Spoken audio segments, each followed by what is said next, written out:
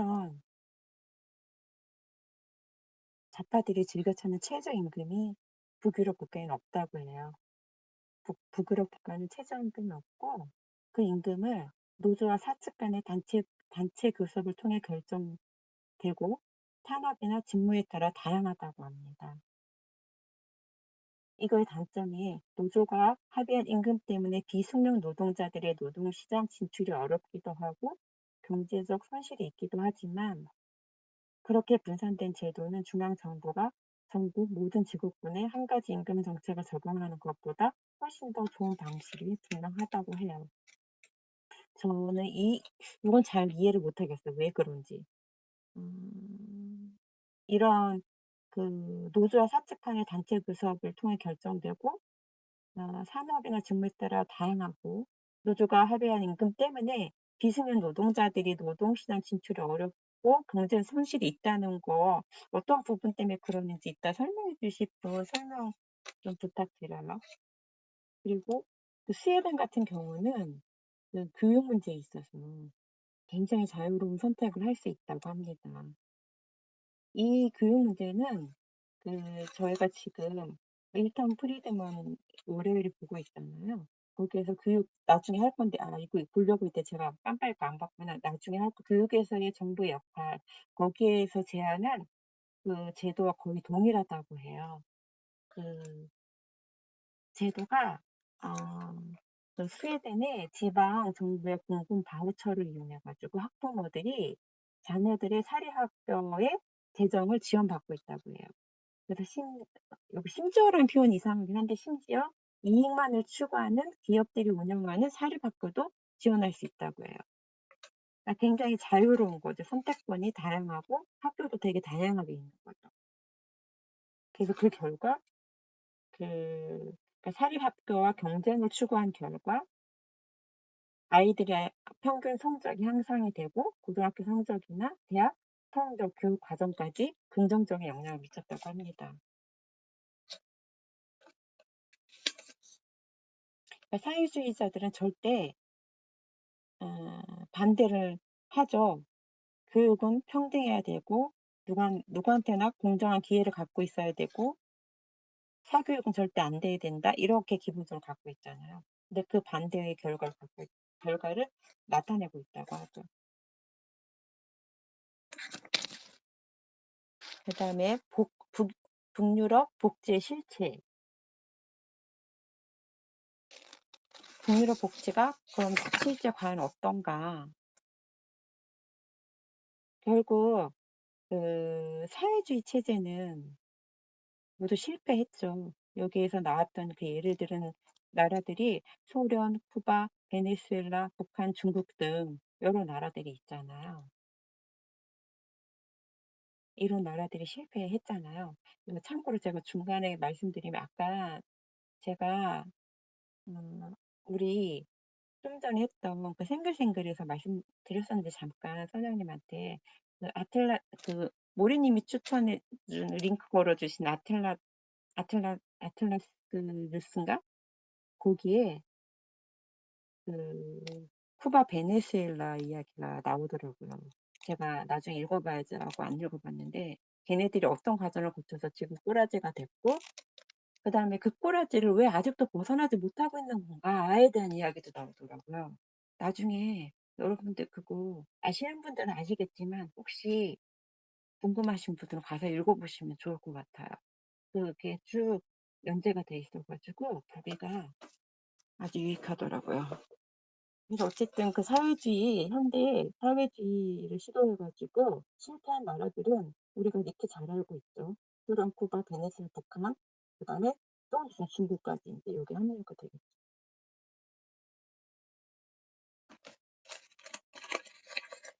그래서 결국 자기들도 맨날 사회주의가 실패하는 거 알고 있으니까 옆으로 싹을 살짝 틀어 가지고 경제적으로 변형하고 있으나 성장하고 사회적으로 성공하고 있는 북유럽 국가들이 "우리들의 지향점이다."라고 인제 떠들고 다니기 시작한 거예요. 그렇지만 결코 북유럽은 좌파들이 생각하고 있는 유토피아가 아니라는 거. 치열한 경쟁을 통해서 그다음에 자유주의적인 무역을 통해서 성장하고 있는 나라라는 거, 경제가 뒷받침되고 있는 나라라는 거. 그래서 그 예를 그 음 나의 신작 누가 읽은 거지? 나의 신작인가? 리마 사난다지라는 사람이 이제 얘기를 한 거예요. 하나, 둘, 셋, 넷, 다섯, 여섯 가지 예를 들었어요. 그래서 첫 번째 예가 뭐냐면 어 북유럽 사회가 절대 사회주의 체제가 아니며 그다음에 유토피아가 아니라는 거. 그다음에 음 북 걔네들이 그렇게 찬양하고 있는 북유럽 국제 실체가 어떻게 해서 이루어지고 있는지에 대한 여섯 가지 이야기를 하고 있어요. 음 북유럽 사회가 대국이고 생활 수준이 높은 건 사실이지만 높은 세율이 생활 수준을 심각하게 저하하고 있다라고 합니다.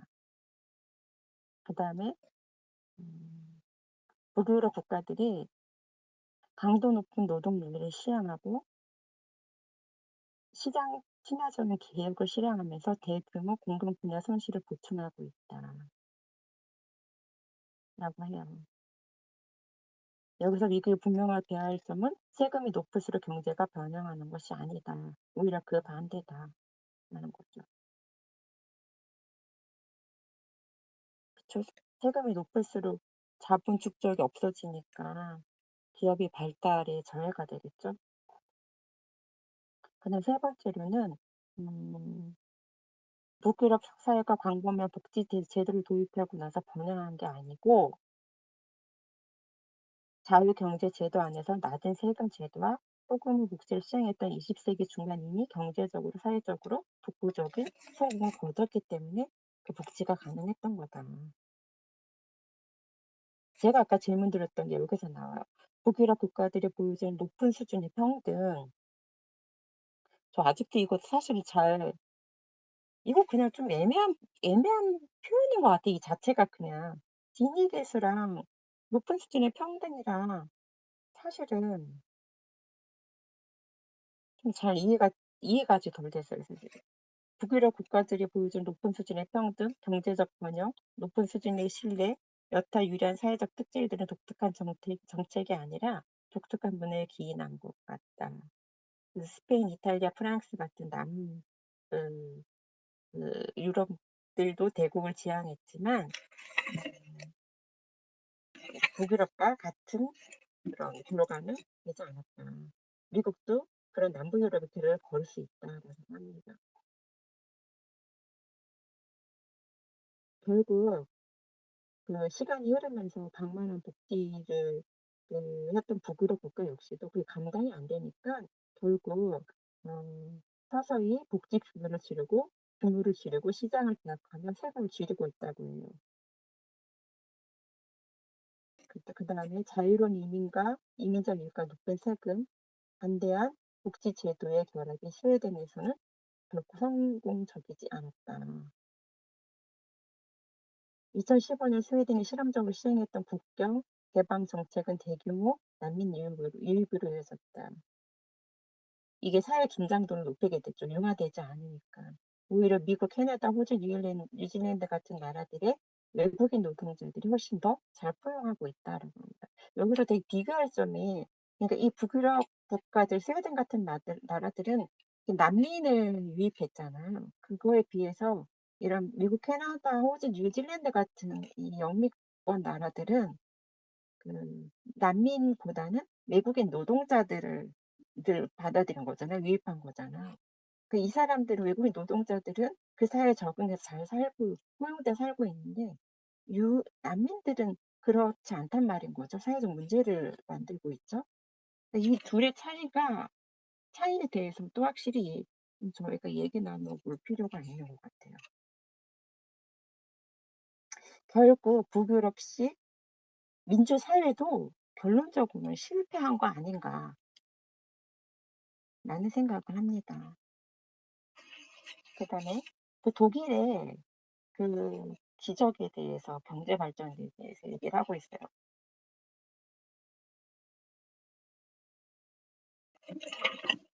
독일이 그 2차 세계대전 끝나고 완전히 패망을 해 가지고 저기 집안에 숟가락 하나 없을 정도로 이렇게 망했던 거잖아요. 사람들은 독일이 라인강의 기적을 이룬 거를 여기서 말한 마셜 플랜이라는 게 있어요. 마셜 플랜을 통해서 미국의 원조를 받았기 때문에 가능했다라고 얘기하는데 사실은 그거는 미미하다고 해요. 왜냐하면 마셜 플랜의 원조가 그 당시 독일 정부 수입의 5%가 채 되지 않았다는 거죠. 굉장히 적은 금액이죠. 우리나라 왜 전쟁 끝나고 나서 미국의 원조 받은 게 꽤 큰 금액이었죠. 아 제가 헷갈리네요. 그거 아닌 거다. 그거는 일본한테 그때 그 받은 게 우리나라 그 1년 예산 3분의 1에 대한 금액이라고 했는데 그거 헷갈렸는데 어쨌든 우리나라는 이거보다 더 많이 받았을 것 같아요. 어쨌든 그 독일은 미국한테 그 독일 정부의 수입의 5%가 되지 않는 그 정도밖에 안 됐대요. 마셜 플랜을 통해서 원조 받은 게. 그러면 라인강의 기적이 왜 일어났을까를 할 때 두 가지가 이유가 있다고 해요. 하나는 화폐 개혁이고 하나는 가격 통제 철폐와 세금 감면을 통한 경제 자유화라고 했대요. 이거를 했던 사람이 루트비히 에르하르트라는 당시 재무장관이라고 합니다. 이 사람이 히틀러를 너무 반대했기 때문에 히틀러 시대는 실업 상태로 있었다고 해요. 그래서 그 전쟁이 끝나고 났을 때 미국이 이 사람을 바로 기용했다고 해요. 그래서 이 사람은 재무장관이 되자마자 그 지금 나라를 살릴 수 있는 거는 화폐 개혁과 철저한 경제 자유화다. 가격 통제를 철폐했고 세금 감면을 통한 경제 자유화다라고 해서 그걸 실행을 했다고 합니다.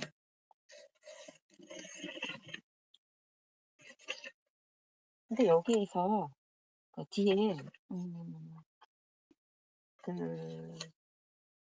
이 에르하르트가 그 배경을 설명하면 그 주변에 저는 모르지만 빌헬m 레스커, 프리드리 하이에크, 그다음에 질서 자유주의 정책을 운영했던 발트 오이겐 같은 프라이부르크 학파들의 영향을 받았다고 해요. 근데 요게 질서 자유주의가 나와요. 질서 자유주의가 뭔가 하고 봤더니 질서 자유주의가 뭐냐면은 자유시장을 옹호하진 않지만 아주 비슷하다고 해요. 그게 정부가 국가 경제의 큰 틀만을 제시하고 약간의 복지를 제공하며 독점 기업들이 나타날 때 독점 금지 조치를 취해야 한다고 생각하는 게 질서 자유주의라고 해요. 저는 이 질서 자유주의가 뭐랄까? 지금 음 지금 우리가 지금 현재 자유시장 경제가 추구해야 될 지향점인가? 라는 생각 좀 했어요 이게. 굳이 타협점을 찾으려면 타협해야 할 수 있는 그 타협점일까? 질서 자유주의가? 약간 그런 느낌이 좀 들어서 이따 요거 한번 얘기해 보고 싶었어요. 어쨌든 그렇게 해서 에르하르트가 그런 정책을 통해서 음 유럽 아니 뭐 독일 발전의 기초를 이뤘다고 해요. 그래서 재무장관이 되자마자 모든 가격 통제와 배급제를 확 중단해 버렸다고 합니다. 그다음에 두 번째로 그 개혁의 음 통화 개혁이 있었고 네 그다음에 두 번째 그 아 음 통화 정책. 에르하르트가 그런 그 두 가지 정책을 한 게 있고 그다음에 두 번째로는 독일의 마르크화 안정적인 통화를 이때 구축한 게 독일 번영의 기초가 됐다고요. 그 전과 이 뭐 지금 뭐 1935 년에 36년 40주년 전쟁 끝나고 나서 독일의 화폐 총량이 1946년 수준의 5 배였다고 하니까 인플레나 이런 게 굉장히 뭐 심했던 거죠. 그래서 그때의 통화가 리히스 마르크였나 봐요. 그거를 마르크로 고정시키고 음 그 통화를 그러니까 그렇게 되니까 통화가 감소하게 되겠죠. 통화 공급이 줄어들게 돼서 좀 경제를 안정시키는 역할을 했다고 해요. 그래서 그 뒤로는 결코 이 통화를 함부로 막 이렇게 변동하지 않았다고 해요. 그래서 유럽하고 통합할 때도 프랑스가 자기들과 같이 화폐를 맞추지 않으면 안 하겠다고 했음에도 불구하고 독일은 끝까지 그거를 굽히지 않았다고 하죠. 뭐 아주 안 한 건 아니지만 그냥 굉장히 점진적으로 아주 천천히, 천천히 그 유럽하고 단일 통화를 할 수 있는 거를 아주 천천히 했다고 해요. 그다음에 세 번째로는 1990 년대 그 그러니까 독일이 라인간의 기적을 이뤘었던 그 세 번째 이유가 1990 년대 사회민주당과 녹색당이 2010 안건이라는 계획을 내놓기까지 합니다. 왜냐면 얘네들이 계속 밀리고 있으니까. 근데 그 내용이 놀랍게도 사회민주당과 녹색당이 개혁안을 내놨는데 이 개혁안 내용이 소득세와 법인세 감면, 연금 축소, 실업급여 인하가 포함되어 있다는 거예요. 그래서 이 개혁안을 여파로 재무장관 게르하르트 슈레터가 의회에서 불시험 투표로 장관직을 사임하게 됐는데 결국 이런 분위기 때문에 더 자유주의적인 앙겔라 메르켈이 음 총리가 되고 더 시장 경제적인 그런 정책을 선택함으로써 독일이 발전할 수 있는 그 세 번째 이유가 됐다고 해요. 그다음에 네 번째로는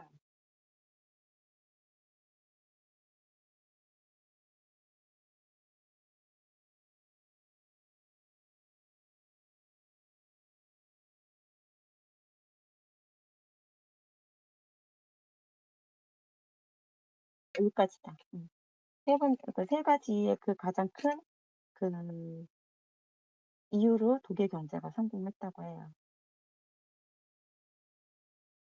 그러니까 첫 번째가 루트 비에르하르트의 급진적인 친시장 정책, 두 번째가 음 독일의 통화 정책, 세 번째가 그 그 3 인당 녹색당의 2010 안건, 거기에 실업급여 인하 내지 연금 축소 같은 어떤 인건비를 평가절하시킬 수 있는 여러 가지 그런 정책들이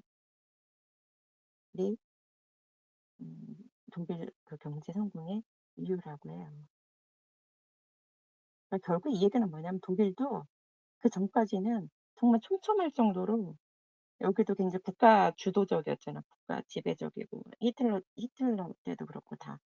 그런데 그리고 전쟁 끝나서 완전히 망했던 독일이 눈부시게 발전한 정말 그 키포인트가 친시장 정책이었다. 자유시장 경제였다. 라는 결론입니다. 자, 제 몫은 여기까지 하겠습니다.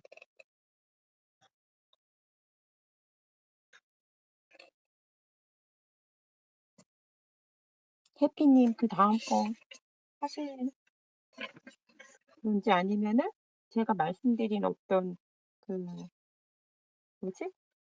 논의 좀 했으면 싶은 부분들을 하고 넘어갈 건지, 논의 좀 하고 싶은 거를 하고 넘어가는 걸로 해요.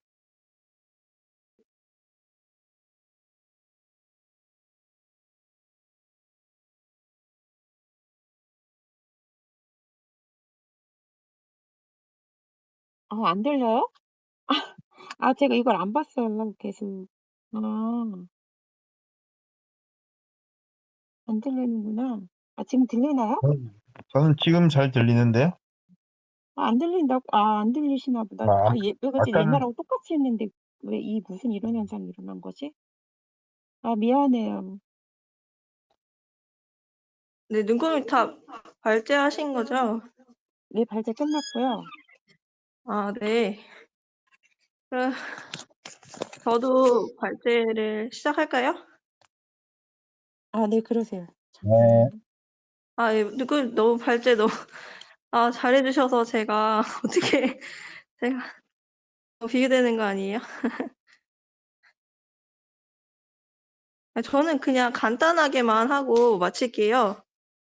어 잠시만요. 뭐 어떤 질문은 있으세요? 눈금님 발제하신 부분에 대해서 질문 있으시면 먼저 질문해 주세요.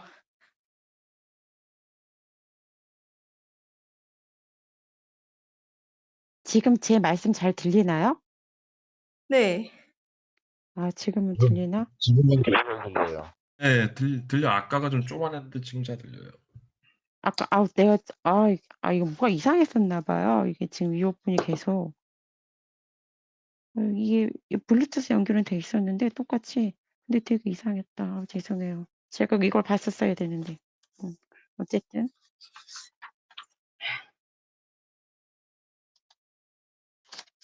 저 아까 그냥 지금 왜 제가 말씀드린 혹시 들으셨나 모르겠다. 다른 질서자유주의. 네. 질서자유주의가 아까 말씀드렸는데 목소리 작아 가지고 잘 다른 분들 들으셨는지 모르지만 정부가 국가 경제의 큰 틀만 제시하고 약간의 복지를 제공하며 독점 기업들이 나타날 때 독점 금지 조치를 취하는 그런 거예요.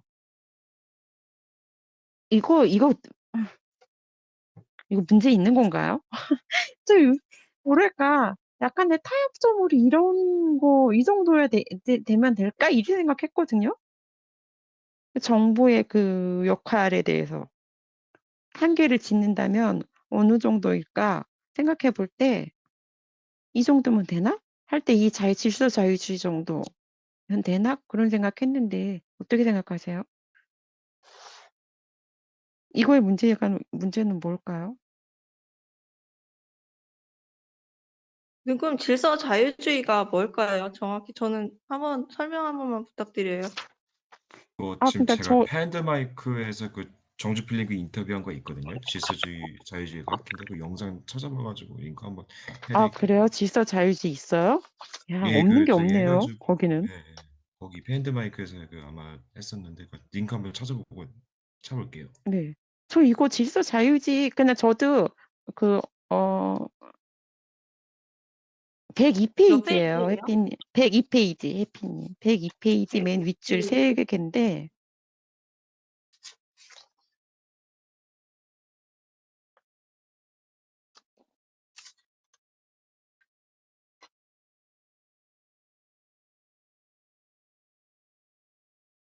근데 이 부분이 그 예시 굉장히 들은 뭔가 부분이 쪼끔 어렵긴 하더라고요.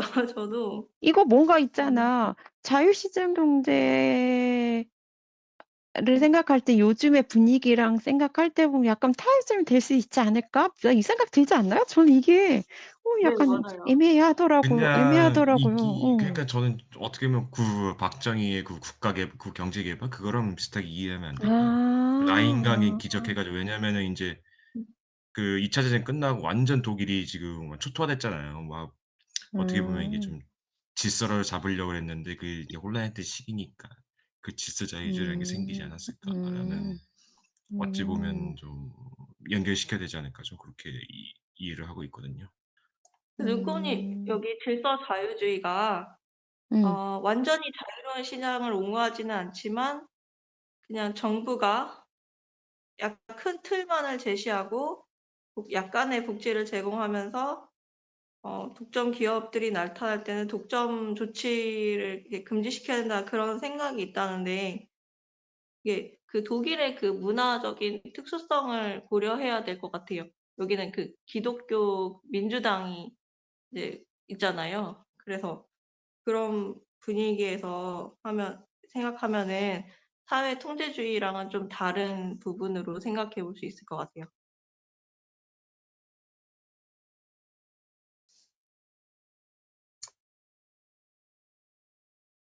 일서 자유주의 좋은데 그 효과를 또 잘 봤고요.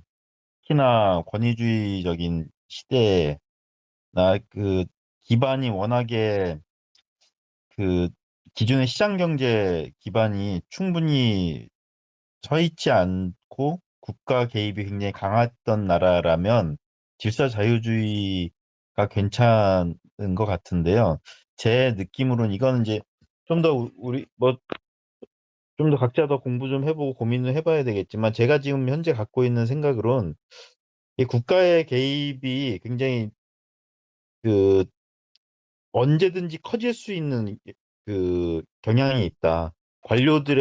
유능한 관료들이 개입을 하기 시작하면서 그게 이제 다음 정권으로 이어지다 보면 그 국가의 개입은 점점 더 강화되는 씨앗을 좀 품고 있다는 좀 그게 좀 있어요. 그리고 독일은 그래도 질서자유주의라는 게 좀 잘 됐던 것 중에 하나가 거의 자유주의를 추구하는 자유당이 현대 시대에서 거의 유일하게 집권을 했던 정부이기도 했고요. 그래서 우리나라도 사실은 처음 시작을 에르하르트의 질서자유주의로 시작을 했는데 결국에는 박정희 유신으로 넘어가고 그 지금 우리나라의 그 경우에 보면 국가의 개입이 당연한 듯이 사람들이 받아들이는 문화가 형성이 되고 좀 이런 폐해를 좀 낳기도 했잖아요. 그래서 이 기본적인 자유주의의 그 모든 시민들 국민들이 자유주의적인 어떤 기반을 충분히 문화적인 기반을 닦아놓지 않으면은 다시 그 중앙 통제, 중앙 계획으로 가버리기 쉬운 좀 그런 문제는 좀 있다. 이 정도가 제 개인적인 생각이에요.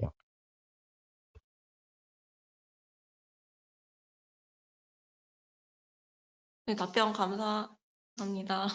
은꼬님 답변, 은꼬님께서 하신 질문이셨죠? 네, 충분히 이해했어요. 예, 충분히 아, 이해했고, 지금 네. 모리님 말씀 들으니까 제가 그런 거 많이 느꼈거든요. 박정희 시대에 그 뭐랄까 영향이 지금 정말 많이 미치고 있다라는 거 되게 많이 느끼거든요. 그런 국가 주도적인 그런 경제라든지 어떤 그 국가 운영이라든지 이런 게 마치 그게 정답인 양 그 워낙 번영을 워낙 크게 이루었으니까 우리나라 박정희 시대에. 그러니까 그게 그렇게 하는 게 정답인 것처럼 마치 국가주의가 정답인 것처럼 생각하고 있는 게 박정희 대통령이 했던 방식의 어떤 폐해구나라는 거 되게 많이 생각했는데 무리님 말씀 듣다 보니까 다시 그거가 그런 결과를 가져올 가능성이 굉장히 크겠구나는 생각을 다시 한번 생각했어요. 네. 맞아요. 국가의 역할이 좀 크다 보니까 이게 그 후대 사람들이 성공의 그 비결을 잘못 기억하게 하는 좀 문제들도 좀 있어요. 왜냐하면 필요할 때 국가가 물가 안정을 위해서 무언가를 조처를 한다거나 그런 게 굉장히 그런데 그렇게 하면은 또 경기가 또 좋아지고 이런 게 보이거든요. 우리 전두환이나 박정희의 물가 안정 대책 이런 것들을 머리에 기억하듯이 그래서 굉장히 그 시장 경제나 그 번영이 이루어지게 된 근본 어떤 저기는 자유시장 경제인데 사람들이 잘못된 학습을 하게 되는 좀 문제가 좀 있다. 이 정도 생각은 좀 있어요.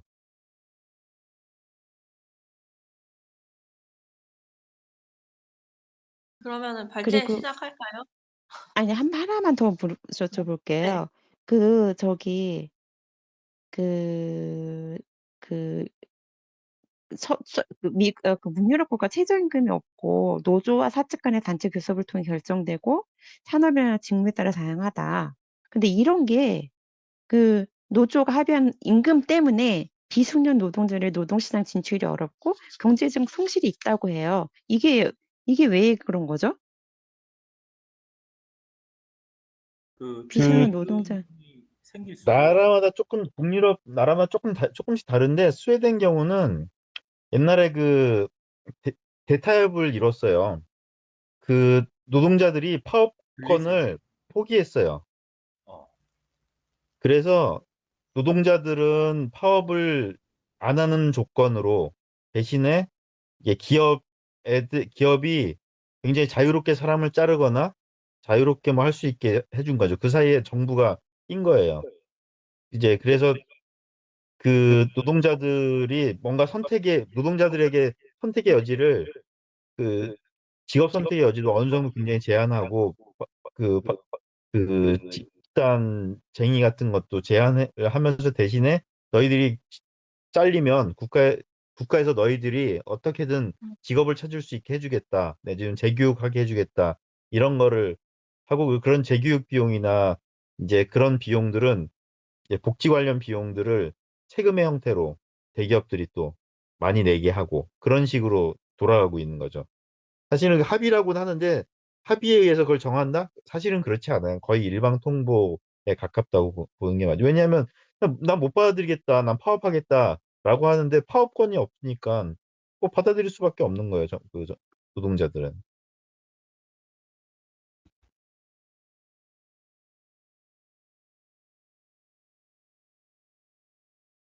나요? 안 들리시나요? 어. 아, 좀 멀어요. 조금 더 예, 크게 좀 얘기해 주실래요? 말씀 들리세요? 이게 노트북이 마이크가 되는 건지 안 되는 건지 모르겠어서. 지금은 잘 들려요. 네.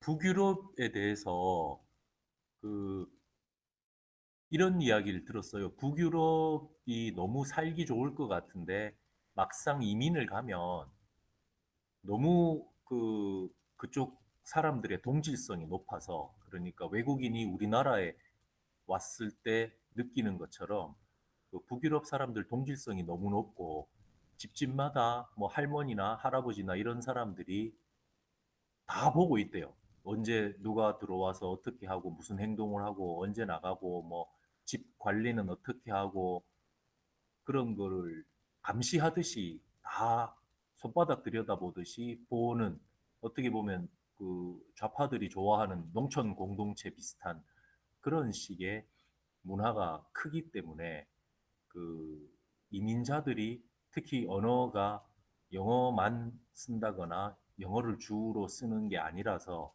아주 그 적응해서 살기가 어렵다. 같이 어울리기도 어렵고 꼭 어울려야 되는 건 아니지만 거기에서 어떤 집이라거나 고향이라거나 이런 생각을 가지고 살기가 어렵다. 그런 이야기를 들었습니다.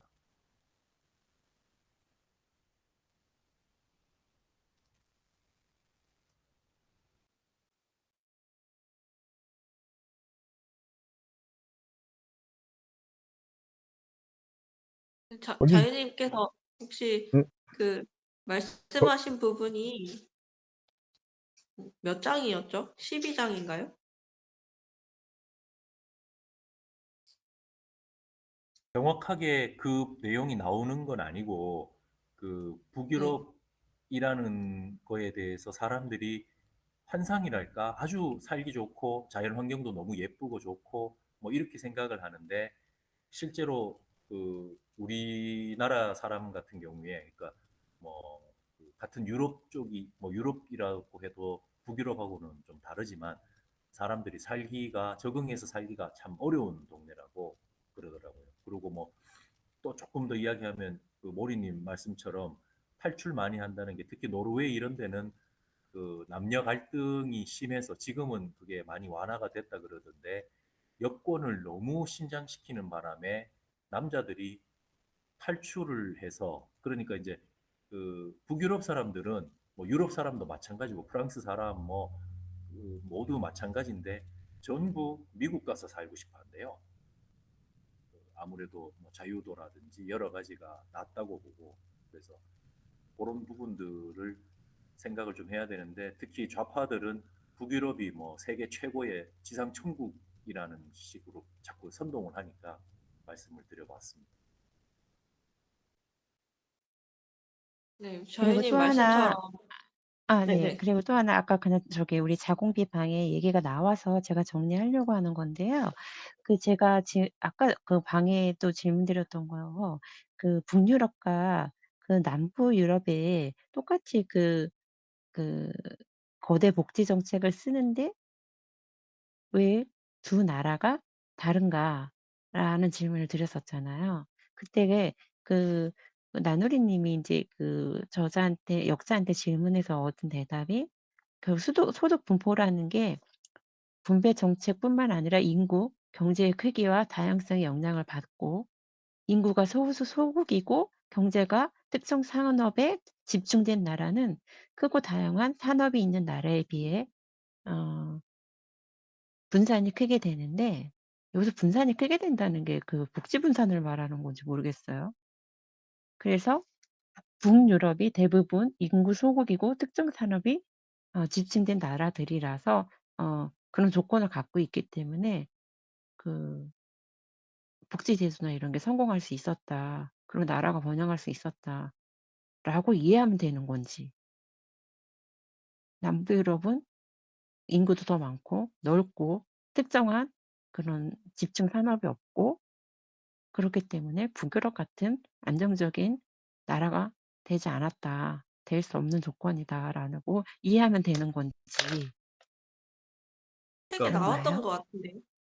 예, 그러니까 북유럽은 그 인구가 전부 1,000만 미만이라고 보시면 돼요. 몇백만 정도. 작은 나라, 그러니까 인구 수는 작고 땅은 엄청나게 넓고 자연 자원이 정말 많고 풍부하고 남유럽은 북유럽하고는 완전히 다릅니다. 뭐 지중해 연안에 있는 여러 나라들 이런 데 같은 경우에는 그 인구 밀도가 훨씬 더 높고, 그러니까 인구 밀도 자체가 북유럽은 아주 낮고, 그래서 복지를 그 다른 나라들보다가 평균적으로 훨씬 더 많이 하더라도 그 나라들은 먹고 살기가 괜찮은 거죠. 뭐 팔 나무도 있고, 뭐 광물도 많고, 그런 자연 경관이 좋아서 관광도 그 돈을 벌 수가 있고, 그래서 국민들한테 좀 퍼줘도 먹고 살 만한데 우리나라 같은 경우에는 사실은 인적 자원 외에 없지 않느냐라고까지 할 수 있을 정도로 그렇고, 남유럽도 마찬가지로 별로 그 북유럽에 비해서는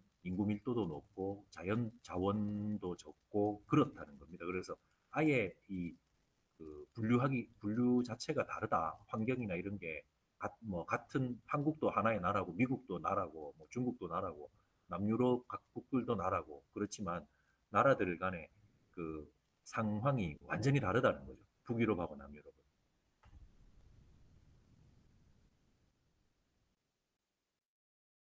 제가 또 읽은 책을 보면 북유럽 각 나라들에 대한 얘기들이 좀 북유럽이 그 생각보다 그 다 성격들이 사실은 다 달라요. 우린 스웨덴만 떠올리는데 뭐 아이슬란드의 저기도 분위기도 다르고 그런데 덴마크도 완전히 다르고 그런데 대략적인 공통적인 거는 일단 먹고 살 게 너무 없었던 나라들인 거예요. 거기가 농경 사회 정도로 저기 했고, 그러니까 먹고 살 게 너무 없었으니까 너무 그냥 그 없이 살면서 서로 그냥 대충 나눠서 살고 이런 거에 익숙했던 나라들이라 이 사람들이 거기에다 특히나 북쪽으로는 독일을 기준으로 북쪽으로는 그 루터교라고 하나요? 그런 굉장히 좀 전략하고 근검절약하고 이런 문화 그 기독교가 또 전파되고 그러면서 그 영향을 많이 받았다는 거예요. 그래서 그 사람들은 아무튼 그냥 절 쓰는 거에 굉장히 익숙한 사람들이고 해서 그냥 그렇게 잘 그냥 간다는 거예요. 다만 우리가 굉장히 성공적이라고 얘기하는 곳이 스웨덴인 건데 스웨덴은 어찌 보면 굉장히 내리막인데 우리가 그걸 잘 모르는 것이 스웨덴 곰곰이 한번 생각해 보시면 과거에 스웨덴이 어마어마한 철광석 같은 게 굉장히 많이 나고 하다 보니까 걔네들이 어마어마한 그 조선 사업도 굉장히 크게 했고 우리가 알고 있는 다이너마이트 전 세계에서 그 탄광 그 광업 같은 게 막 붐이 일 때 전 세계가 다 다이너마이트를 썼거든요. 전쟁 때도 썼지만, 그러니까 전 세계가 대히트한 상품을 만들어낸 나라가 또 스웨덴이고, 스웨덴이 또 우리가 잘 몰라 그러는데 그 소련이랑 그 대륙 쪽에 유전을 스웨덴 기업들이 다 그걸 개발한 나라예요. 그러니까 스웨덴이 굉장히 잘 나가던 나라였던 거예요. 근데 지금 정책으로 해서 이런 식으로 대충 가고 있는 거는 어찌 보면 굉장히 가지고 있던 저력을 소진하면서 지금 이 모양으로 지금 내려앉고 있는 시절. 걔네 IMF도 겪었었잖아요. 90년대. 그러니까 우리가 근데 스웨덴이 굉장히 잘 나갔던 시절을 우리는 갖다가 놓고 북유럽 전체의 모습으로 보는 면도 좀 있는 거죠. 그래서 북유럽 문제는 언제 한번 각 나라별로 좀 자세하게 한번 얘기를 나누고 한번 얘기를 할 필요가 있는 게 요즘 사회주의자들이 북유럽을 그 모델로 제시하고 퉁치면서 넘어가거든요. 우린 북유럽처럼 하면 된다. 그런 얘기들을 많이 하기 때문에 한번 북유럽에 대해서는 조금 좀 심도 있게 나라별로 그 문제에 대해서 현재 상황에 대해서 얘기를 좀 나누면서 공부를 할 필요는 있겠다는 생각이 좀 있어요. 네, 그 부분이 우리님께서 말씀하신 부분에 대한 대답이 이제 제 발제하는 부분에 나와 있어서 넘어가도 될까요? 네. 아, 나왔나요? 네. 미안해요. 네. 그 독일 같은 경우가 지금 북유럽의 그런 문제점들 이런 거를 한다고 하면서 그 눈꽃이 발제하셨듯이 그런 내용이 나왔는데 또 독일도 힘든가 봐요, 많이. 그러면 제가 발제를 시작하도록 하겠습니다. 네, 13장은 현대 사회주의의 5가지 얼굴인데요. 여기는 어, 5가지 내용이 있습니다. 입법 만능주의, 눈먼 나랏돈의 환상, 책임 전가병, 다 아는 척 병폐, 질투 강박증, 공통된 맥락 이렇게 나와 있는데 결국은 사회주의가 그러니까 사회주의 사상에 한번 빠지면은 결국 세상이 다 뒤엎어졌다고 얘기를 하고 있어요. 그 요인 중에 몇 가지를 뽑자면 입법 만능주의가 있는데 이거는 이제 법으로 모든 것을 다 뭐 경제도 이렇게 뭐 다 빈곤 문제 해결할 수 있다. 법을 다 통과시키면. 그래서 A법이 통과되면은 B법도 나와야 되고 C법도 나와야 되고 그래서 여러 가지 법이 나와야 되니까 결국 자유도 남아나지 않고 그런 통제 지배의 논리로서 그게 그 자유가 가장 중요한 시장 분야에 대해서 그렇게 법안이 통과된다면 결국 비자유화된다는 경제는 이제 정부를 무조건 신뢰하며 사는 사람들 때문에 시장의 장점을 살리지 못하고 이제 결국 남의 사생활을 꼬치꼬치 캐고 뭐 억지로 시키는 뭐 이런 강요적인 그런 법적인 생활들이 우리 시장에 스며든다고 말하고 있습니다. 그런 다음에 눈먼 나랏돈의 현상이 있는데 이거는 뭐 한마디로 말해서 나랏돈 세금을 사람들이 공짜로 생각을 한다는 것입니다. 이게 정말 내가 빼앗는 것인지 도둑질하는 거 아닌 건지 이렇게 잘 따져보지 않고 무조건 뭐 환상적으로 생각을 한다든가 이러면서 그 나랏돈이 결국 남의 주머니에 손을 대게 만드는 그런 결과를 초래한다고 말하고 있습니다. 그 다음에 책임 전가병이 있는데요. 여기는 예, 뭔가 이제 사회복지 프로그램에 길들여진 수혜자들은 결국 자기 문제를 자기가 스스로 해결하고자 하는 의지가 없이 사회의 문제로 다 탓을 돌린다고 합니다. 그러니까 사회의 문제이기 때문에 사회가 해결해야 되고 결국 사회가 해결하는 것이기 때문에 나는 책임이 없다고 생각하면서 개인주의가 많이 그 개인의 자유가 많이 줄어들게 되는 책임 전가병이 있습니다. 그렇기 때문에 그렇게 되면은 개인은 없어지고 사회가 주도하는 독재자나 폭군의 그런 놀이가 된다고 말하고 있는데요. 그 다음 네 번째는 다 아는 척 병폐입니다.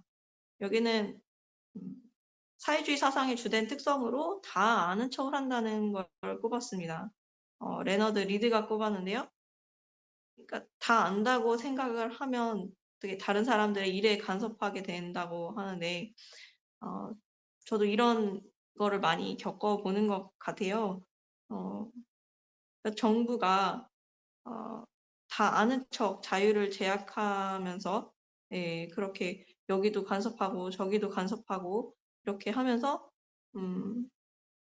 뭐든지 그 뭐든지 정부가 그런 생각을 가지고 일을 할 때는 인간이 만든 제약을 통해서 사람들이 창의적인 그런 시장 경제나 여러 가지 개인의 인간적인 그 밑바탕을 방해받는다는 그런 자유를 시도하지 못하게 만든다는 다항적 병폐, 간섭하는 그런 병폐가 있다고 말하고 있습니다. 네. 근데 이거는 조금 더 나중에 한번 논의해봤으면 좋겠고요.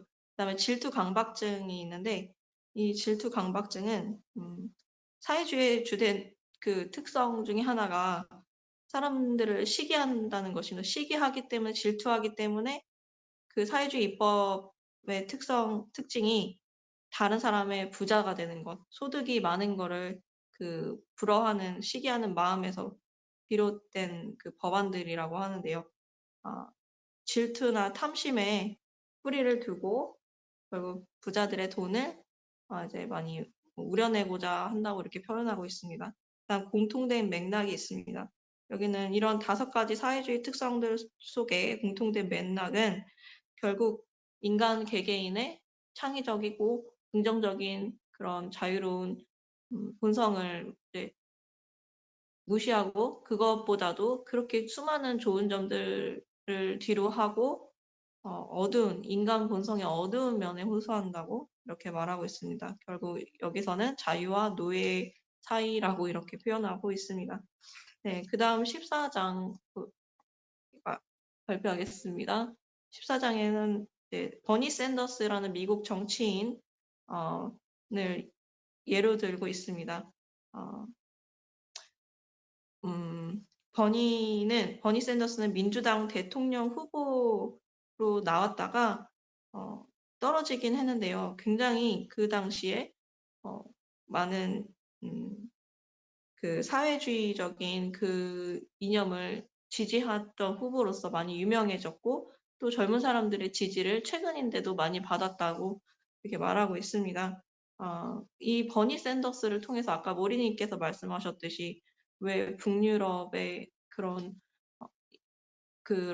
제도들을 아직 사람들이 지지하고 있고 왜 그거를 자꾸 그게 정당화되는지 그 부분에 대해서 이 버니 샌더스를 읽으면은 답을 알 수 있게 되는데 버니 샌더스는 북유럽 모델을 자신이 가지고 와가지고 이제 사회주의는 이렇게 북유럽 모델처럼 해야지 이제 모두가 잘 살 수 있게 된다 이렇게 하는데 여기서는 버니 샌더스는 결국 틀린 얘기를 하고 있다 이렇게 그 근거를 얘기하고 있습니다.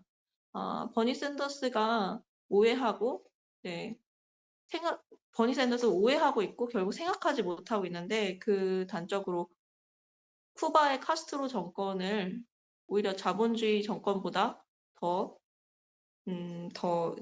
더 옹호하고 있다고 합니다. 버니 샌더스는. 자본주의의 어떤 단점 하나 때문에 이제 더 자본주의에도 어떤 단점이 있겠지만 그것보다 그 수많은 단점을 가지고 있는 공산 정권 이런 거를 옹호하고 있는 이제 버니 샌더스는 왜 그런 얘기를 할까? 네, 생각해 보면은 버니 샌더스는 시장이 사람들을 좀 너그럽게 만들어준다는 이런 장점을 모르고 있다고 합니다. 첫 번째로 시장은 새로운 도덕적 기반을 마련한다는 그런 책이 있는데 여기서는 이렇게 시장 경제에서 사는 사람들이 더 가난한 사람들에게 관대한 그런 모습을 띠고 있다는 실험을 여기서 제시하고 있습니다. 그렇기 때문에 결국 시장 체제가 더 우월하다고 이야기는 하고 있는데요. 이거를 버니 샌더스는 잘 이해하지 못하고 있다고 얘기하고 있죠. 두 번째는 시장은 평화를 증진시킨다는 두 번째 이야기를 하고 있습니다. 시장은 인간관계를 굉장히 다양화시킨다고 합니다. 그래서 시장이 확장되려면은 인간관계를 그만큼 더 많은 사람들하고 이제 넓혀야 되고 그렇기 때문에 그 많은 인간관계를 하고 또 많은 사람들을 만나면서 서로 평화롭게 사는 방법을 시장을 통해 이룰 수 있다고 말하고 있습니다. 그래서 시장은 교역 대상자를 인간으로 보게 만든다라고 나와 있습니다. 세 번째, 시장의 장점은 또 인간의 생명을 더욱 귀하게 여기도록 만든다고 하는데요. 여기서는 인간 범죄에 대해서 얘기하고 있습니다. 인간 범죄가 시장 경제 속에서는 이제 지난 몇 세기 동안 지속적으로 범죄가 감소하고 있다고 말합니다. 그 근거로서 여기서는 상업 팽창을 말하고 있습니다. 상업이나 이런 무역이 점점 팽창되고 많아지면서 그 상업에 대상되는 사람들, 서로 만나는 그런 사람들 한 사람 한 사람을 범죄 대상으로 적대적으로 보지 않고 동반자 역할을 하면서 이제 시장 경제 속에서 원하는 거를 얻기 위해 사람들과 교역할 수 있는 조건을 만들어내고 사람들을 배려하는 그런 사람들이 그런 뭐라 그럴까 생명을 좀 존중하는 그런 이념을 갖게 된다고 합니다. 네, 그래서 여기서는 네. 그리고 여기서 그 버니 샌더스가 결국 이 세 가지 장점을 잘 이해하지 못하고 있기 때문에 결국 북유럽 모델을 자신이 무작정 지지하고 그걸 젊은 사람들에게 뭐 쿠바 공산 정권이 더 뭐 우월하다 뭐 이런 식으로 이끌어가고 있다고 여기서는 잘 이해시켜주고 있었다고 저는 생각합니다. 15장에서는요, 이제 결국 왜 사회주의가 실패했는지, 앞에 북유럽 모델 왜 실패했는지, 이거를 말하고 있는데, 여기서는 처음부터 끝까지 인센티브로 시작해서 인센티브로 끝나고 있습니다. 사회주의는 인센티브를 무시하고 있습니다. 이론 자체가 그걸 무시하고 있다고 합니다. 그리고 두 번째는 순수 사회주의가 안 돼서, 이제, 그러니까 순수 사회주의 탓을 한다고 하는데요. 두 번째는 이게 무슨 말이냐면, 사회주의는 완벽한 이론인데 그 완벽한 이론에서 완벽한 제도를 만들지 못하기 때문에 사회주의가 나오지 못한 것이지 그 순수한 사회주의를 만들지 못했기 때문에 지금 사회주의가 실패한 거지 결국 사회주의는 결함이 없다 뭐 이런 식으로 얘기하고 있기 때문에 네 그랬기 때문에 결국 불완전한 자본주의랑 불완전한 사회주의 둘 다 있을 수가 있잖아요. 근데 그 가운데서 불완전한 사회주의를 선택한다면은 인센티브 구조를 이제 무시하는 결과가 초래된다고 합니다. 네, 여기도 나중에 한번 다시 논의를 더 해보도록 하겠습니다. 그 다음에 실패한 이유 두 번째는 가격인데 가격은 사람들이 많은 시장 경제에서 시장 활동을 하면서 사람들이 가격을 통해서 많은 잘못된 정보를 얻을 수도 있고 올바른 정보를 얻을 수도 있는데 가격을 통해 이제 인센티브를 얻을 수 있는 이런 여러 가지 정보가 전달되기도 하고 그래서 이 시장 경제 체제에서 가격은 굉장히 중요하기 때문에 이 가격을 무시하는 사회주의는 실패한다고 말하고 있습니다. 그 다음에 손익제도가 있는데요. 손익제도는 사회주의에는 이제 없다고 말하고 있습니다. 네, 그래서 손익제도는 이게 뭐라 그럴까?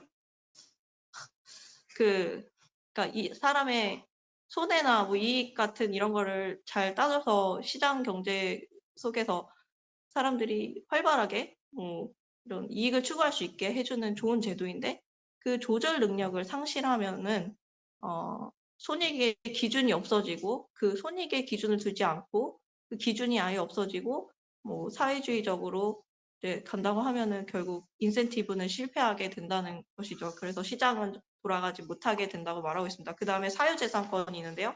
사유재산권이 사회주의는 또 없기 때문에 사회주의는 실패하고 있다고 말하는데요. 여기 뭐 사유재산이 없으면 당연히 뭐 공동으로 뭐 소유하고 막 이러면서 책임감은 없어지고 뭐 책임감이 없어지면 당연히 이제 자유로운 인센티브를 획득하는 그런 방안도 그런 길도 다 막혀진다고 이야기하고 있습니다. 결국에는 인센티브가 인센티브가 자본주의에서 가장 중요한 건데 사회주의가 실패하는 이유 중에 큰 것이 바로 아까 말씀드린 시장 가격, 손익, 회계, 그다음 뭐 이런 사유재산권의 인센티브가 없기 때문에 사회주의는 그 경제를 지탱할 수 없게 만들고 정체되고 시들시들해져서 없어진다고 말하고 있습니다. 네, 여기까지 발제 마치겠습니다. 감사합니다.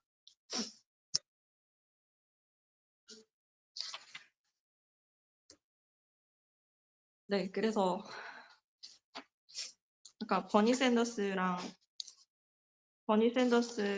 왜 이제 실패했는지 이런 거에서 저는 질문이 아까 말씀드린 순수 사회주의 이런 부분에서 이게 인센티브랑 또 어떤 차이점이 있는지 좀 나눠보고 싶고요. 또 아까 말씀드렸던 두 번째는 시장 여기 어디냐 13장에서요. 13장에 다 아는 척 병폐 여기가 조금 궁금하더라고요. 좀 이해가 잘 안 되는 것 같기도 하고 한번 좀 설명 부탁드립니다.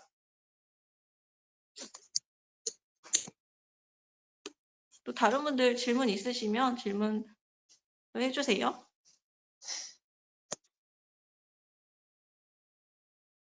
하나씩 주제 잡아서 말씀 나눠보죠. 네, 저는 다 아는 척 병폐 그거 좀 그거랑 그거 네 그거 뽑겠습니다.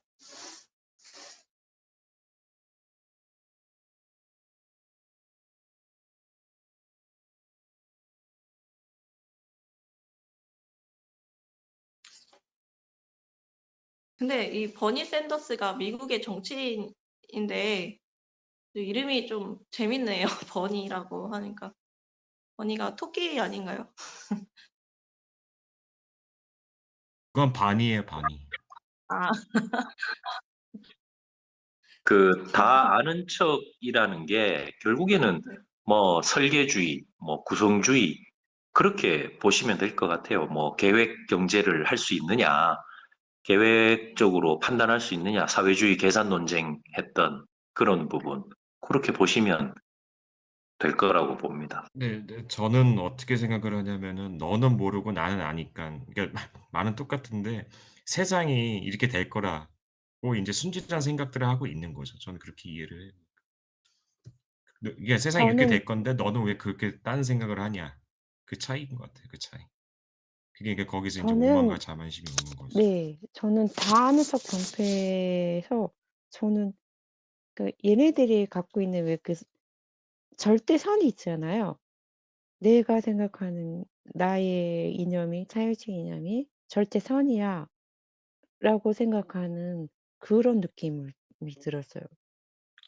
조금 다른데 다 아는 척을 넘어서 자기들만이 절대선이다라는 그 의식이 굉장히 강하잖아요. 저는 그런 느낌을 받았습니다. 네, 그, 그래서 이제 마땅히 그렇게 해야 돼. 자꾸 그렇게 되는 거죠. 그러니까 저는 시장의 주된 역할이 그 답을 찾아가는 과정인 거거든요, 시장은. 그래서 우리가 언론의 자유도 사실은 그 시장이잖아요. 다양한 의견이 자꾸 나오고 사람들의 선택을 받게 하고, 그러니까 언론의 자유, 무슨 뭐 사상의 자유 그런 것들도 사실은 생- 시장을 형성하는 거예요. 그러니까 우리가 물건 사고 파는 것만을 시장이라고 하지 않고요. 그래서 그런 것들을 서로 경쟁하고 새로운 무언가를 제시하고 사람들의 선택을 받게 하고 하는 거는 모르기 때문에 이 세상이 앞으로 어찌 될지 모르고 무엇이 좋은 건지 모르기 때문에 존재하는 거거든요. 근데 다 아는 척은 뭐 나는 모든 걸 안다고 해버리면 시장이라는 것이 탐구 과정으로서의 시장이란 존재가 사실은 굉장히 불필요하고 의미 없어지는 거죠. 저희는 이제 자유주의는 그 뭐가 옳은지 인간을 이제 존중하고 그런 본성이 중요하다, 개개인이 중요한 거다 이런 걸 알고 있는데 이 사회주의에서는 이렇게 다 아는 척하는 그 근거가 뭔지가 좀 궁금해요.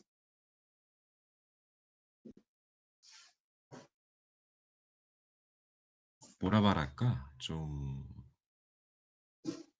허황된 그런 저기 뭐다 그 자신감이죠. 자신감. 그렇게 이해하면 될 것 같아요. 허황된 거. 그러니까 자만에 빠져 가지고 내가 모든 걸 다 아는 것처럼 아까도 제가 얘기했지만 그게 빠져 있는 거죠, 얘네들은. 그 이게 유토피아라는 그 낙원에 대한 환상일까요? 그렇죠, 그렇죠. 그런 환상인 거죠, 그런 환상. 그러니까 "그렇게 될 거야. 이렇게 될 거야. 좋게 기대를 해 봐. 아니야." 이런 식으로 하는 말을 하는 거죠, 실제로는. 제가 대해 봐서 알아요, 그 사람.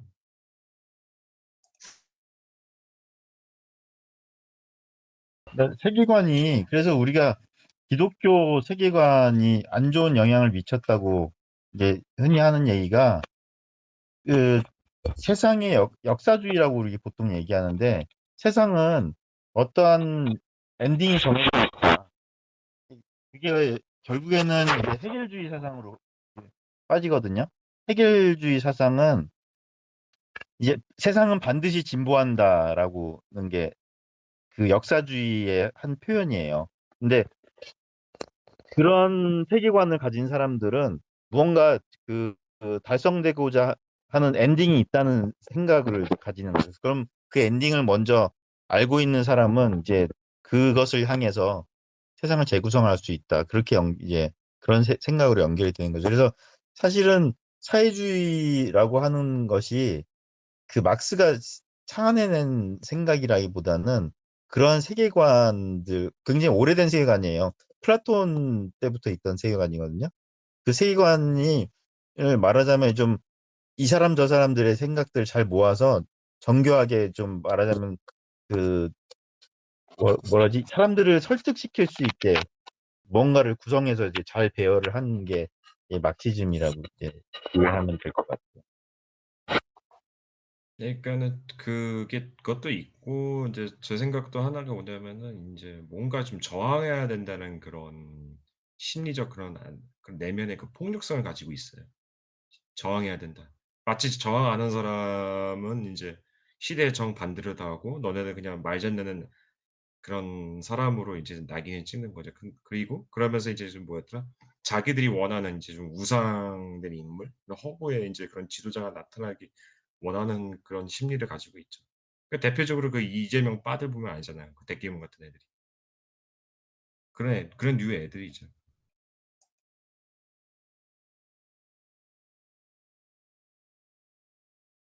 그다음에 궁금했던 게 순수 사회주의. 그거는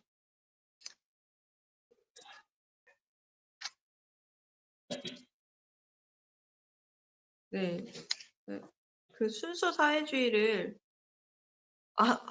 순수 사회주의가 안 되어서 실패했다고 했는데 이 사람들은 이 생각 때문에 실패하는 거잖아요. 네. 완벽한 사회주의랑 같은 말 아닌가 싶어요, 순수 사회주의. 그렇지 않나요? 네. 완벽한 사회주의. 이런 그리고 여기 기가 막힌 표현인데 이론적으로 완벽한 사회주의와 현실의 불완전한 사회주의를 자꾸 비교한다고. 이 말 정말 정답 아닌가요? 저 이 말 네. 정말 웃겼어요. 네 저도 이 말 사실 진짜 되게 그쵸. 어차피 네 비교할 거면 공감이 불완전한 자본주의와 불완전한 사회주의를 비교해야 될 거 아니에요. 응? 그렇게 네. 똑같은 조건으로 비교했을 때 '어떤 게 더 나은가.'라는 거를 어떤 선택을 해야 된가 그렇다면 이렇게 해야 되는데 걔네들은 불완전한 자본주의를 자꾸 얘기하면서 자기들이 이상향으로 삼고 있는 이론적으로 완벽한 사회주의를 비교하잖아, 예를 들어 가면서. 정말 이거 정말 굉장히 통찰력 있는 그런 지적이었던 것 같아요. 네.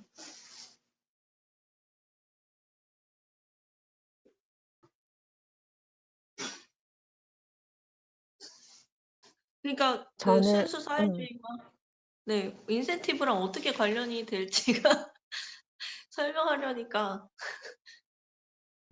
조금 헷갈려서. 그러니까 불완전한 사회주의인데 불완전한 사회주의이기 때문에 인센티브가 작동이 힘들다는 거죠. 아 그러니까 조금 더 그러니깐요. 헷갈리는데. 어떻게 보면 이게 좀 순수하게 바라보는 거죠. 그냥 착하게.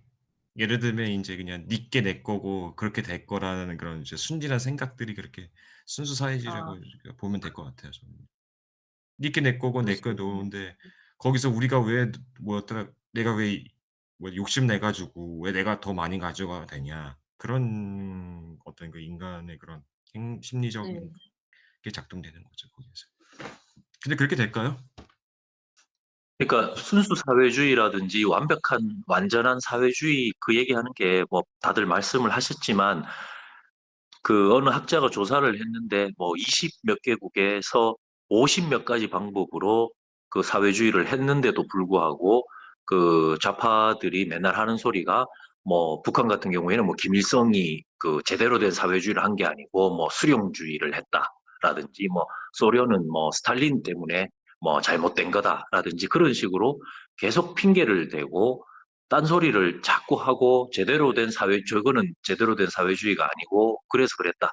이런 내용이었던 거고, 인센티브라는 거는 결국은 뭐 여러 책에도 나왔던 내용이지만 자기 텃밭에는 엄청나게 그 잘 가꾸고 열심히 하고 이렇게 하는데 그게 아니고 공동으로 하는 거에 대해서는 그냥 설렁설렁하고, 그러니까 탈북자들 우리나라 와서 제일 적응이 힘들어하는 게 아니 직업을 나라에서 정해줘야 되지 알아서 직업을 구하라는 게 도대체 무슨 말이냐? 뭐 우린 어떻게 하란 말이냐? 도저히 적응을 못하고 못 견디겠다. 그리고 탈북자들 이렇게 일을 시켜보면 그 왜 일을 열심히 해야 되느냐? 이렇게 이야기하는 경우가 많대요. 그래서 그런 부분들이 사회주의적인 거고 인센티브를 인정하지 않고 이렇기 때문에 벌어지는 일이고 그렇습니다. 음. 진짜 지난번에 그 탈북자 그분 설명 한번 들어보고 싶어요. 근데 아까 눈꽃님 말씀하시려던 거 있으셨던 것 같은데. 아 네. 저 있잖아요. 그 "버니 친절은 시장에서 나와요." 하는 14 챕터 그거를 읽다가 보니까 거기에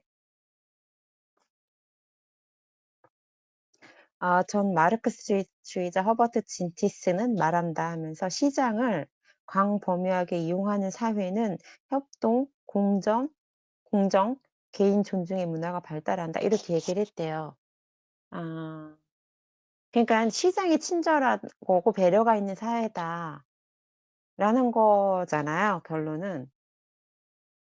그럼 그 시장은 우리가 제가 이 질문을 왜 하냐면 자유시장이라는 것이 인간적이고 훨씬 더 사람들을 풍요롭게 하고 친절하게 만들고 마음을 아까도 여기 앞에서도 나왔듯이 훨씬 더 마음을 편하게 해서 다른 사람을 더 허용할 수 있는 포용력 갖게 한다 이렇게 얘기를 해요. 그걸 제가 다른 사람한테 설명하고 싶은 거예요. '그걸 어떻게 설명하지 이걸?' 이렇게 생각을 해 아 보니까 그럼 나는 여러분은 내가 일상생활 하면서 이 사회주의가 아닌 자본주의와 이 시장 경제가 협동과 공정과 개인 존중이 된다는 걸 느끼시나요? 아니면 내가 현실에서 이 자유주의가 이 자본주의 시장이 분업과 협동이나 전문성이나 이런 거를 통해서 활발하게 자유롭게 서로 교환과 뭐 이런 걸 이뤄 가지고 우리가 세상이 발전했고 '난 그런 걸 느끼고 있어.' 그렇게 생각이 되나요? 이 말은 그 자본주의 체제를 이렇게 팍 느끼면서 살고 있나요? 협업을 느끼며 살고 있고 어 전문적인 그 분업을 느끼며 살고 있고 그 속에서 서로 가치 교환이 이루어지고 이런 거 있잖아요. 그래서 그래서 사회가 풍요로워지고 이거 있잖아요. 이론은 음. 알겠는데 뭐랄까 아 이걸 아 어떻게 설명을 해야 될지 모르겠는 거예요. 알긴 알겠는데 이거 네 말하자면 눈꽃님 자본주의는 혹시 그 응. 임경국은 저 같이 안 하시죠? 제 인정 못하죠. 책 너무 방대하고 막 그것까지는 아, 네. 감당이 안 돼 가지고 못하고 있어요. 그 못해요 그거를. 거기에는 그거를 왜 그렇게 뭐 교환이 일어나고부터 시작해갖고 처음부터 그 논리가 싹 다 나오는데, 음, 그러니까 그 논리는 알겠는데 그거 현실에서 내가 지금 생활하면서 내가 가서 이어폰을 하나 사면서 노트북을 하나 사면서 그거를 이렇게 느껴야 돼 느끼나요? 난 진짜 근데 그런 것 그래서 난 지금 내가 노트북을 살 수 있는 게 내가 다른 일을 하는 거, 내가 무슨 일을 해서 그게 노트북을 살 수 있는 다른 거와 교환이 되는 거야라는 거. 그런 인지들. 이론적으로는 알겠는데 난 진짜 '그래서 우리가 풍요로워지는 거야.'라는 걸 사람들한테 정말 설명하고 싶은 거예요. 어? 왜 사회주의 애들이 "평등한 세상이 좋잖아. 남을 위해서 배를 해야 되잖아." 되게 좋은 말이잖아요, 말만. 근데 사실은 그게 아니잖아요. 이 자본주의 시장 경제 이 체계가 돌아가는 이 톱니바퀴가 얼마나 사회를 풍성하게 하고 있는지를 설명해 하고 싶은 거야. 직접 이게 몸에 닿도록. 그래서 어떻게 해야 될지 모르겠는 근데 나도 못 아까 느끼겠는 거야. 내가 시장의 아, 붕괴도 못 느끼고 협업도 못 느낀 선생님, 거야. 선생님 옛날 생각해 보신 적 있으세요? 옛날에 우리 어떻게 살았는지 혹시 생각나세요? 옛날하고 지금만 비교해도 바로 설명이 돼요. 그리고 자본주의가 제대로 발전하지 않은 나라에 북한에서 온 사람도 그렇고 소련의 옛날 과거의 모습도 그렇고 그리고 이제 시장 하다못해 정가제가 제대로 자리를 잡지 않은 나라에서 나라의 관광만 가도 굉장히 피곤하죠. 그것만으로도 설명되지 않나요? 맞아요, 맞아요. 근데 좀 더 뭐랄까 디테일하게 있잖아요. 자본주의 시장 경제의 그 분배와 협업과 이런 걸 아주 디테일하게 그 톱니바퀴 그 톱니들 하나하나 설명하면서 막 감동시키고 싶은 막 그런 거 진짜 왜 진짜 그런 거야 막 이런 거 있잖아요.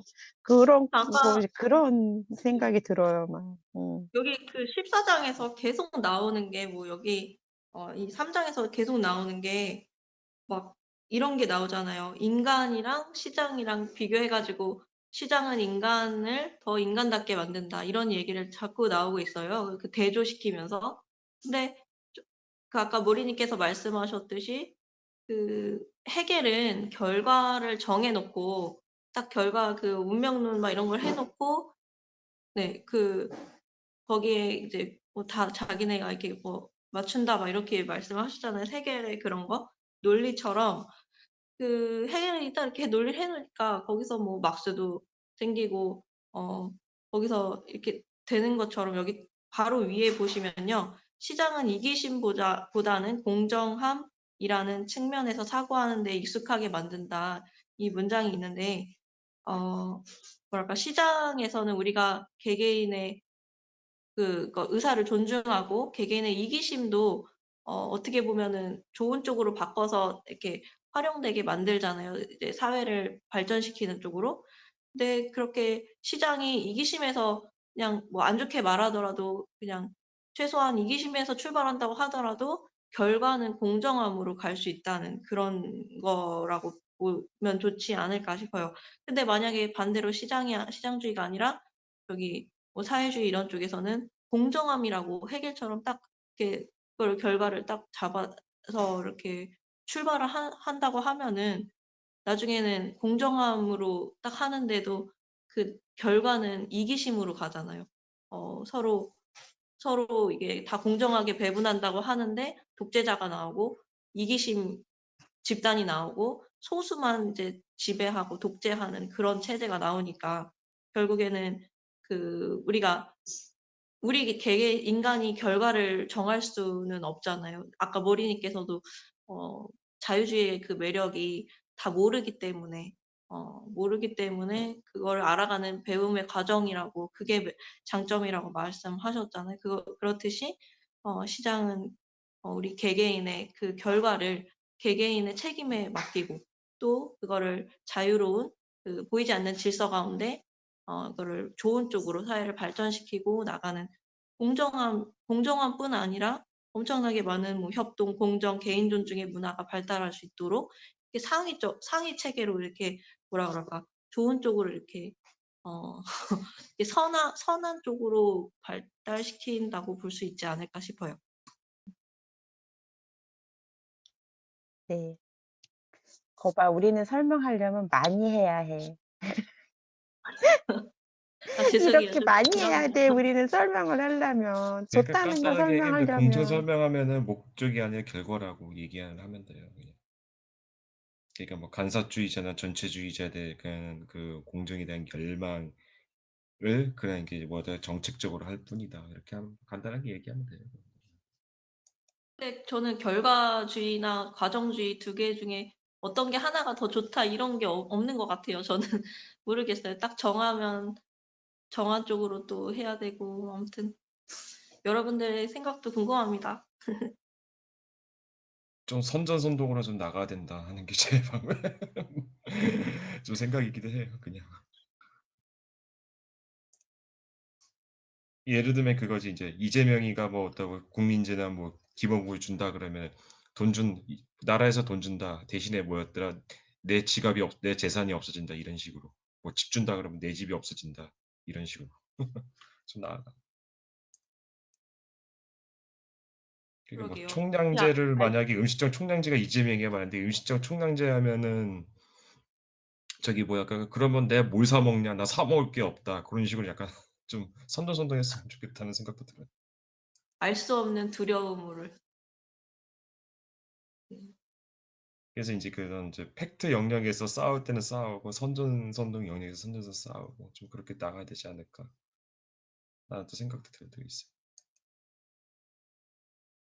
그 이재명 120페이지, 네, 말씀하세요.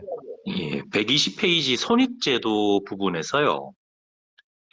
이게 지금 논의가 기업에만 한정된 거는 아닌 것 같기도 한데 말이 좀 이렇게 왔다 갔다 하는 부분도 있는 것 같고, 그러니까 아래쪽에 밑에서 두 번째 문단 보면 중앙계획 경제에서는 다양한 프로그램의 성공 혹은 실패 여부를 정확히 측정할 수 있는 손익회가 없다 이렇게 이야기하고 있는데, 그러니까 문장만 봐서는 기업으로만 한정 짓는 건 아닌 것 같은데 기업으로만 봐서는 회계 뭐 처리하는 부분, 뭐 이익이 나느냐, 손익이 있느냐 이런 부분을 가지고 이야기를 할 수 있겠지만 자유시장 경제라고 해서 정부의 어떤 프로그램, 정책 이런 부분들이 뭐 비용 편익 분석을 하는 방법도 있긴 있겠지만 그걸 정확하게 측정할 수 있다. 그런 건 아니라고 보이거든요. 그러니까 기업이라는 한정된 부분이지 정책이라든가 뭐 다른 부분, 그 국가라고 하는 게 기업만 존재하는 거는 전혀 아니니까 그런 부분에서는 조금 이게 한정을 하든지 아니면 그쪽 부분에서 조금 다른 부분이 있을 수 있지 않을까 그런 생각이 듭니다.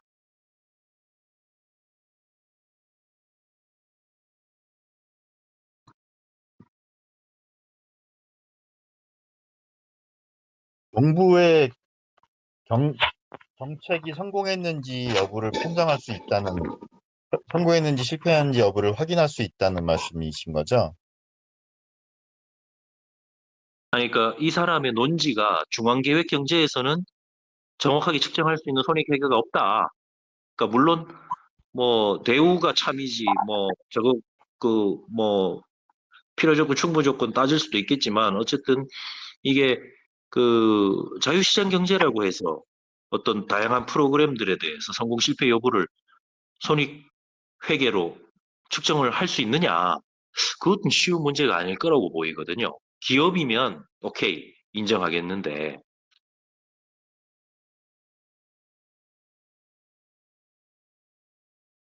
기업 말고 그럼 어떤 거를 상정하시는데? 그러니까 정부 정책이라든지 이런 부분들요. 정부 국가 정책은, 차원에서 하는 것들. 정부, 정부 정책은 성공 여부가 확실히 판정이 안 되는 게 문제 아닌가요? 그렇죠. 그러니까 그런 부분들은 네. 확실하게 측정을 못 하니까 근데 이쪽에서는 뭐 기업 이야기가 중간중간에 나오지만 전반적으로 사회주의 이런 쪽에서는 뭐 손익제도가 없기 때문에 어렵고 안 되고 하는데 이제 자유시장 경제에서는 손익제도로 인해서 다양한 프로그램의 성공 실패 여부를 알 수 있다는 식의 명시적으로 그렇게 하지는 않았지만 이야기를 하길래 이건 복잡한 설명이 아니고요.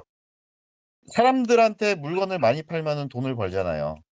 사람들이 물건을 많이 안 사주는 거면은 망하고. 그러니까 그건 이제 기업 차원이죠. 그러니까 기업이죠. 기업 모든 게 다 그렇잖아요. 내가 그 노동력을 제공하는 노동자라고 해도 내가 그 밥벌이만큼 거기서 벌어주는 만큼 내가 밥벌이한 만큼 못하면은 잘리잖아요. 돈이라고 네. 하는 게 오고 가는 게 사실은 그 성공 실패 여부를 판정하는 거니까요. 그렇죠. 그러니까 이제 예. 그거는 기업 부문에서 일어나는 일이고 그래서 기업이건 개인이건 모든 경제 주체들은 다 돈으로 그 연결이 뭐 되니까요. 소비자 부분까지도 어느 정도는 예, 이야기가 되겠지만 뭐 예, 가게라든지 근데 이제 예, 특히나 국가 부분에 들어가게 되면 예. 쉬운 이야기가 아니지 않겠나. 그렇죠. 그러니까 그 국가 부문이 이제 전체 경제 영역을 다 그 좌지우지한다고 하면 중앙기획 경제 체제라면 국가의 그런 단점이 전 영역으로 그러니까 행정부의 그런 영역이 전 영역으로 확대가 되면 더 문제가 커진다는 거죠. 정부도 그렇잖아요. 정부도 이게 성공했는지 실패했는지 여부를 확인할 수 없다는 게 가장 큰 문제라서 정부 사업도 그러니까 이제 웬만하면은 제 의문은 뭐랄까 수익, 자유시장 예, 예, 경제에는 예. 그러면 다양한 프로그램들의 성공 혹은 실패 여부를 정확히 실성할 수 있는 어떤 뭐 도구가 있나? 그게 돈이잖아요. 성공한 돈을 많이 번 데는 성공한 거잖아요. 그게. 기업은 그런데 국가가 시행한 정책에서 개인도. 네? 그러니까 국가가 시행한 정책이 그래서 문제가 있다는 거예요. 국가가 시행하는 정책들은 돈을 돈으로 이게 평가가 되지 않으니까 아니 내가 그러니까 열심히 그러면 국가가 예. 뭘 하는 거는 잘못이다든지 국가가 뭘 하는 거는 측정할 수 없다 이렇게 얘기를 해야 되는데 여기서는 이제 중앙기획 경제에서는 그렇다 그렇게 적어놨잖아요 문장을. 네. 예. 자연님 제가 네, 117페이지 보니깐요. 117 네, 페이지 위에서 두 번째 문단에 보시면요. 그 주 중앙 계획 경제는 시장 가격이나 이윤이 없고 자산이 모두 국가에 귀속된다고 나와서 어 사실 사회주의 중앙 계획 경제도 인센티브가 있긴 있대요. 있긴 있는데 아주 최소한의 역할을 하거나 아니면은 그냥 완전히 무시되는 그런 케이스라고 하더라고요. 그래서 예, 예, 인센티브 예. 기제가 네 있긴 있는데 없을 예, 수가 사실 없잖아요. 그러니까 저는 이 문장에 대해서 조금 이의를 제기하는 쪽인 겁니다, 사실. 예. 네. 그러니까 손익 계산 같은 게 회계 그런 건데 재무제표 막 이런 거잖아요. 그러니까 사람들이 시장 그걸 이익을 추구할 때 필요한 그런 부분인데 이런 거를 어 손익 계산 같은 거를 사회주의 중앙 계획 경제에서는 무시하거나 이제 억압하고 누른다고 하면 되지 않을까 저는 그렇게 생각해요. 뭐, 예. 그 말씀은 맞습니다. 예. 우리 다른 그러니까 길을 또 사람들 한계 있을게요. 경제에서 주는 인센티브는 그 인센티브를 누가 주느냐가 문제거든요. 개개인들이 결정하지 않거든요. 중앙에서 결정짓잖아요. 인센티브의 기준이나 이런 것들을. 그거는 이미 제대로 된 정보가 제대로 담긴 인센티브가 아닌 거예요. 여기선 자꾸 인센티브 얘기를 해서 인센티브가는 뭔가 성공하면은 뭘 더 보상받고 뭐 열심히 해도 보상 못 받으면은 뭐 그래서 사회주의가 안 좋은가 이런 식으로 받아들일 수 있는데 여기서 말하는 인센티브는 그런 차원이 아니라 정보거든, 정보. 이게 제대로 된 자원의 그 효율적 사용이 해꾸다 하는 정보의 차원에서의 인센티브거든요. 그러니까 사람들이 인센티브를 추구하고 그러니까 자유롭게 이익을 추구하는 그거에 반대되는 그런 거 아닐까? 좀 자유롭지 못한 네. 그럴 것 같아요. 네. 정부가 주도하기 때문에 손익 계산을 하지 못하게 만드는 뭐 그런 하여튼 저는 모리님 지적하신 것도 뭐 같은 말씀이고, 예, 저는 하여튼 저 문장 자체는 좀 문제가 있지 않나 싶어서 말씀을 드렸습니다. 좀 지엽적인 거라고 볼 수도 있습니다. 그리고 다른 분 123쪽에 그 자본주의는 인간의 정신을 살찌우고 창의성을 보양하며 기업가 정신을 고취하기 때문에 전 세계 자유를 회복하는 데 중대한 역할을 할 것이다. 근데 늘 이야기하는 프란시스 후쿠야마 이런 이야기처럼 야, 과연 그런가? 인간은 쉽게 나태해지고 귀찮아하고 공부를 안 하고 싶어 하고 대중이라는 게 자본주의를 자꾸 하면 할수록 점점 더 잘 된다기보다 어느 정도 시점이 되면 시들시들해지는 게 아닌가 그런 생각이 좀 들었습니다.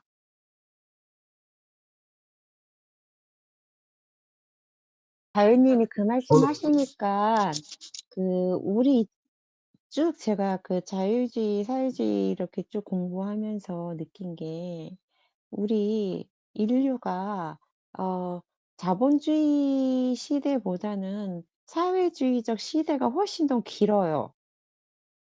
그렇지 않나요? 사실은 근대 국가 이전까지만 해도 사실은 어떻게 보면 사회주의라고 볼 수 있는 거잖아요. 왕정 국가 이런 것들도.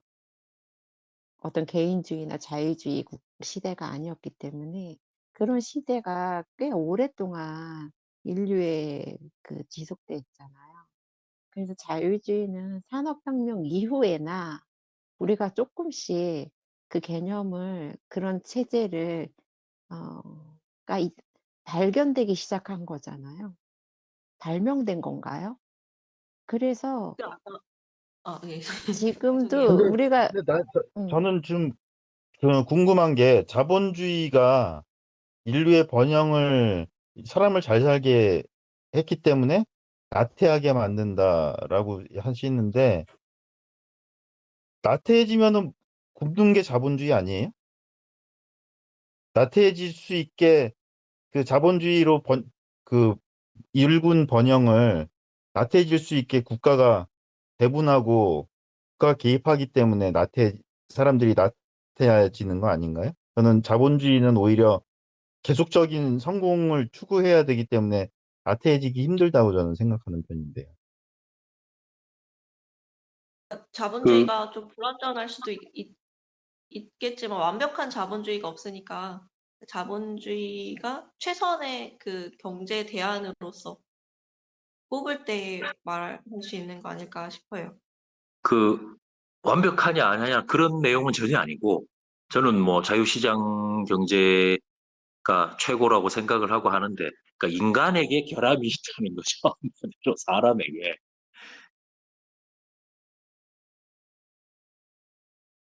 그냥 아, 자유님 말씀은 이런 자유시장 경제를 통해서 물질적 풍요를 이루고 나면은 사람들은 곧 그 나태함이라든지 어떤 게으름 같은 게 또 발동을 해가지고 사회주의 성향으로 자꾸 가려고 한다는 그런 말씀하시는 것 같아요. 네, 그러니까 맞습니다. 그러다 또 다시 또 이거 아니구나 정신 차려서 열심히 또 부지런히 일하면은 또 한쪽에서는 또 슬그머니 이제 먹고 살만 하니까 막 게을러지고 이런 거 아닌가 그 그러니까 말씀하시는 것 같아요. 이영훈 교수님이 이제 썰이라고 해야 될지 어떤 주장론이라고 할 수 있을지 말씀하신 것 중에 하나가 이제 한 나라가 건국이 되고 한 70년쯤 되니까 그 나라의 위기가 오는 것 같다. 한국도 그 대한민국 건국 후에 한 70년쯤 되니까 꼬라지가 이렇게 되고 미국도 건국하고 한 70년, 뭐, 그보다는 조금 더 됐지만, 80 몇 년 이렇게 됐지만, 남북전쟁을 통해 가지고 또, 그러니까, 건국 세대들이 1세대가 가지고 있는 정신, 어떤 이념, 생각, 이런 것들이 2세대, 3세대 내려가면서 전달이 잘 안 되고, 전혀 딴 생각하는 그런 사람들이 어떤, 뭐, 자유의 소중함이라든지 이런 거를 잊어버리고, 뭐 좋은 게 좋은 거 아니냐, 감성에 쉽게 휘둘린다든지, 그런 위기들이 오는 게 아니냐, 그런 말씀 하시던데, 그런 내용, 사람 자체가 불완전하니까, 예, 뭐 공부하기 귀찮고 하기 싫고, 그런 내용입니다. 그러니까 또 이제 긴장하고 또 이렇게 공부하고 설득하고 그러는 거 아닌가? 왜냐하면은 이 민주주의라고 하는 시장 체제가 있으니까 이 사람 그 나태해지는 사람들을 설득하기 위해서 더 긴장하고 노력하고 공부하다 보니까 우리 정신도 살이 살찌는 거잖아요. 저는 그건 다 크게 보아서 다 저 같은 다른 어떻게 저절로 썩게 된다 이렇게 볼 건 아니라고 저는 보거든요. 그래서 이런 과정 자체도 굉장히 중요한 것이 우리가 또 잊지 말아야 될 것은 자본주의라고 하는 게 신이 준 게 아니에요. 인간이 서로 부딪히면서 자본주의라고 하는 거를 만들어냈거든요. 이 시스템을 만들어내기까지 한 사람들이 이걸 유지를 못 하겠어요? 저는 그렇지 않다고 보거든요. 저는 자본이 뭐 그냥 단순화시켜서 뭐 돈이라고 한다면 돈은 뭐 사람이 돈이 있을 때도 있고 없을 때도 있다고 하니까 사람들이 뭐 돈이 있을 때는 또 이렇게 뭐 여러 가지 기업가 정신도 추구할 수 있고 여러 가지 창의성도 막 발휘할 수 있고 했지만 또 돈이 없을 때는 또 이렇게 좀 힘든 상황에 가기도 하고 뭐 이런 걸 통해서 사람들을 아까 눈곱님 말씀처럼 여러분들 말씀처럼 좀 이렇게 사람을 뭐랄까 그 자본주의 장점으로서 좀 진취시키고 고양시킬 수 있는 그런 역할이 아닐까 생각해 보는데요.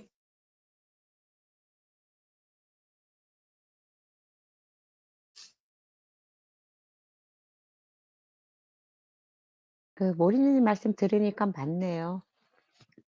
자본주의는 인간의 정신을 살찌우고 창의성을 고양한다.